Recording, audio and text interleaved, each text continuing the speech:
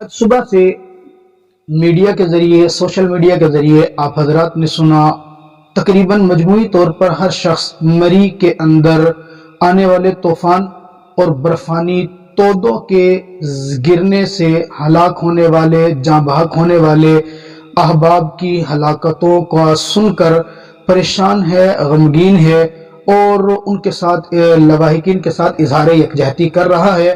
جاں بحق ہونے والوں کے لیے دعائے مغفرت بھی کی جا رہی ہے کہ اللہ ان کو غریق رحمت کرے۔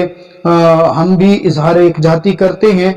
جہاں پر ان کی ہلاکتوں کا سن کر دلی افسوس اور دکھ ہوا ہے، وہیں پر الحمدللہ اہل اسلام کا قربانی کا جذبہ، مسلمانوں کا قربانی کا جذبہ، بالخصوص علماء اور مدارس، مساجد کے لوگوں نے اور دیگر جتنی بھی تنظیمات ہیں جنہوں نے یہ جذبہ پیش کیا کہ اس وقت مصیبت میں پھنسے جتنے بھی مسلمان ہیں سب کے لیے بلا تفریق اپنے دروازے کھول دیے، اور مساجد کے مدارس کے دروازے کھولنے کے بعد اعلان کر دیا کہ کوئی بھی ہمارے پاس آئے، اپنے نمبر شو کر دیے۔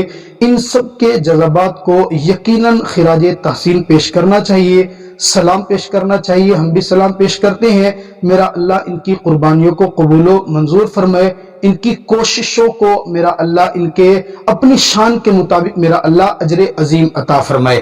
وہیں پر یہ حالت دیکھتے ہوئے آقا مدنی کریم صلی اللہ تعالی علیہ وسلم کا فرمان سوچ کر سمجھ کر یاد آنے کے بعد بدن پر لرزہ طاری ہو جاتا ہے۔ آقا مدنی کریم صلی اللہ علیہ وسلم کا فرمان کا مفہوم یہ ہے، آقا فرماتے ہیں جو بندہ دنیا کے اندر جس حالت کے اندر دنیا سے جائے گا، مرے گا، کل قیامت والے دن وہ اسی حالت کے اندر اٹھایا جائے گا۔ جو عبادت کرتے ہوئے دنیا سے گیا وہ کل عبادت کرتے ہوئے اٹھے گا، جو ریاضت کرتے ہوئے دنیا سے گیا وہ کل ریاضت کرتے ہوئے اٹھے گا، جو قرآن پڑھتے ہوئے دنیا سے چلا گیا وہ قرآن پڑھتے ہوئے اٹھے گا۔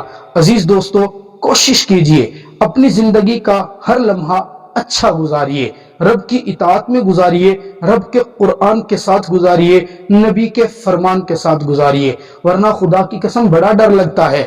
کل میرے رب نے اگر پوچھ لیا تیرے محلے کی مسجد میں 5 وقت میرے نام کا کلمہ گونجتا رہا تو اپنے گرم لحاف سے اٹھ کر میرے گھر تک نہ آیا، صرف اس لیے کہ سردی زیادہ تھی، بارش کا موسم تھا، ٹھنڈک زیادہ تھی، اس لیے نہیں آیا، تو پھر وہاں مری اتنی دور کیسے چلا گیا؟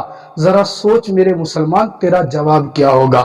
خدا کی قسم میرے رب کی پکڑ بڑی سخت ہے۔ اللہ مجھے اور آپ کو سمجھنے کی توفیق عطا فرمائے۔